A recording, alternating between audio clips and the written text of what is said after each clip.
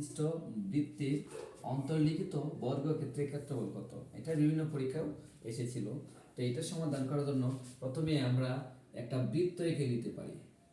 এই বৃত্তটা যদি আমরা এইটা মনে করি বর্গ, মনে করি বর্গটা ধরি আমরা এ বি সি ডি, এবং এটা হলো বৃত্তের কেন্দ্র। এখান থেকে এই বেসটা এই দিকে আসছে, এটা হলো বর্গের কর্ণ হয়ে গেল। তাহলে আমরা ধরি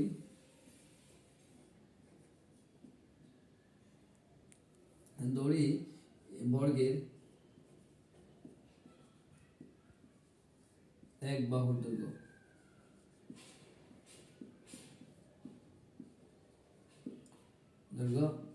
এ, এবং এটা যেহেতু ব্যাস আছে,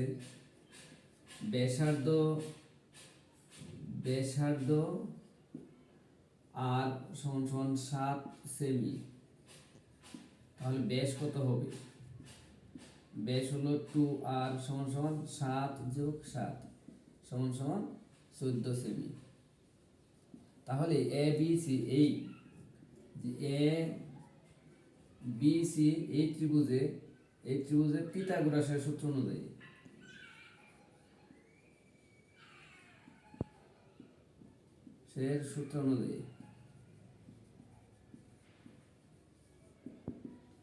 অনুযায়ী যেমন আমরা লিখতে পারি, এখানে ত্রিভুজ হলো এস স্কোয়ার আর এটা হলো A B square plus B C square. যেহেতু এটার এস এর মান কত পাইছি এখানে 14, তো 14 স্কোয়ার আর এটা হলো, এটার মান ধরছি আমরা কি এ বি সমান এ স্কোয়ার প্লাস স্কোয়ার, বা 14 উপর স্কোয়ার হলে 14কে বর্গ করলে হয় 198, আর এটা হলো কি 2 স্কোয়ার।